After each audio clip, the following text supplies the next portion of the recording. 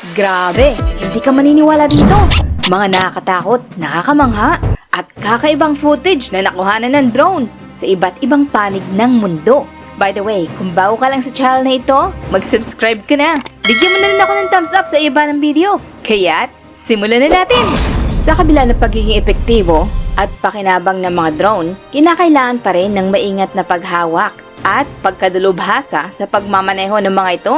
At paminsan-minsan, ang ganitong device ay nakakaranas din ng aksidenteng paglipad dahil na rin sa kawalan ng karanasan ng piloto na nagpapalipad o nagkokontrol nito. Ang isang video ay lumabas na lang sa online na nagpapakita na nakakuha ng napakagandang footage ng tanawin ng Seattle doon sa lugar ng Port City sa Seattle sa sikat na Space Needle Building. Napagdesisyonan ng operator na kuhanan ng footage ang mga nagtatrabaho sa tuktok ng gusali na isang landmark ng syudad. Mukhang kamangha-mangha ang mga footage pero dahil sa nakakabaliw na pagkakamali ng operator, sa halip na magandang video ang footage na nailabas sa online ay nagpakita na ang drone ay nag-crash sa bakod sa itaas ng Space Needle. Habang ang insidenteng iyon ay mukha namang harmless na wala sino man ang nasaktan, ang susunod na footage naman ay maaaring magresulta ng napakalaki at importanteng kalamidad sa operasyon ng aircraft. Noong 2017, malapit sa siyudad ng Quebec sa Canada, ang drone ay nag-crash sa kaliwang pakpak ng maliit na pasahero na eroplano na lumilipad mula sa Rouyn-Noranda Airport patungo sa Quebec City International Airport.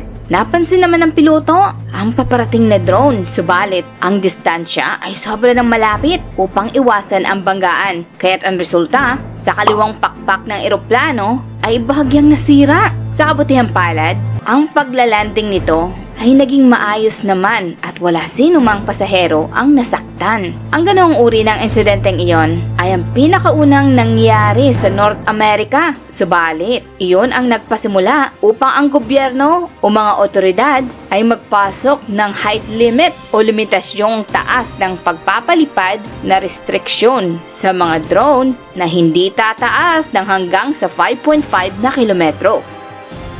Ang bulkan ay may kakayahang umakit sa atin. Sa likod ng kanilang hindi kapanipaniwalang kagandahan ay nandoon ang lahat ng elemento ng apoy. Ang lapitan, ang aktibong bulkan ay isang sobrang mapanganib. Subalit, kung masigasig kang sulyapan ang tuktok na bibig nito, ang drone ay maaari mong maging mata. Napagdesisyonan ng isang Icelandic na photographer na si Bjorn Steinbeck na gawin ang isang imposible at nakuhanan nito ng footage ang bunganga ng bulkan na sumasabog. Noong March 2011, ang bulkan ng Fagradalsfjall sa peninsula ng Raynians ay nagising at pagkatapos noon, dali-dali itong pinuntahan ni Steinbeck at dala-dala nito ang drone na nakabit ang high definition na camera. Sa simula, ang gusto lang ng photographer ay i-record ang pagsabog ng bulkan mula sa mababang paglipad nito. At noong nakauwi na siya, nakita nitong ang drone ay may kunting sira. Kaya doon napagdesisyonan na nitong maging agresibo sa kanyang footage. Bumalik si Steinbeck sa bulkan at pinalipad ang drone diretsyo sa gitna na pagsabog nito. Nagawa nito makakuha ng footage na talagang imposible at nakamamangha na doon na ito'y nagpahintulot upang masaksihan ng mga tao kung ano ang nangyayari sa loob ng bunganga ng bulkan sa oras ng kanyang pagsabog. Sa video, makikita ang drone ay dahan-dahang pumapaibaba sa pinakabibig ng bulkan. Sa loob nito, mga lava ay galit na kumukulo at bumubulwak pa itaas. Mga natutunaw na mga magma ay dumadaloy sa mga batong pader nito. Habang ang lahat sa labas nito ay mga nababalutan ng mga abo sa kabila ng malahalimaw na temperatura sa loob ng bulkan na nasa degrees Celsius, ang drone ay nakaya pa ring lumipad sa palibot nito ng ilang sandali na meron pa ring transmission na signal na kaya pa rin itong maiwasan ang mga talsik ng lava at pagkatapos ng ilang segundo, natunaw na ito. Subalit, ang pinakamagaling at pinakahihintay na footage ni Steinbeck ay nakuhanan sa pinakahuling sandali ng kanyang drone doon sa pinakagitna na pagsabog ng bulkan ng Fagra Adolfia. Isinakripisyo ng photographer ang kanyang drone upang masaksihan ng mga manonood ang nakamamanghang pangyayari sa loob ng bulkan. Imagine mo na lang na kinakailangan mong mag-drive sa kalsada ng ganito na patungo sa iyong trabaho. Yan ang realidad para sa mga mamayang naninirahan sa may guling China. Kinakailangan nila mag-drive sa guling highway. Sinasabing ito ang pinakamapanganib na kalsada sa buong mundo. Ang kalsada nito ay mga nakakurba sa gilid ng bangin. Walang mga ilaw sa gabi at wala ring mga harang sa gilid ng kalsada. Napigilan ang mga sasakyan sa pagkahulog. Ang ibang mga tao ay natakot na subukan magmaneho sa kalsadang iyon. Ang kalsada ay may habang 3 kilometro at kauna-unahan itong naipatayo noong 1970 ng mga 800 na trabahador. Sa ngayon, mga bisikleta, mga sasakyan at mga bus ang mga dumadaan dito araw-araw. Ang haba nito ay makikita lamang sa pamamagitan ng drone footage. Maaaring maganda na nga na ganun na lang para ang mga driver ay hindi magulat. Kada taon, iba't ibang mga aksidente ang nangyayari sa kalsadang iyon. Nakasama na diyan ang mga sasakyang nalalaglag mula sa matarik nitong bangin at mga iba't ibang batong nalalaglag mula sa itaas ng bangin na tumatama sa mga sasakyan. Isa nga talaga nakakatakot na kalsada at ang iba ay namamangha, lalo na kapag nakita mo ang sobrang haba nito mula sa mga footage ng drone.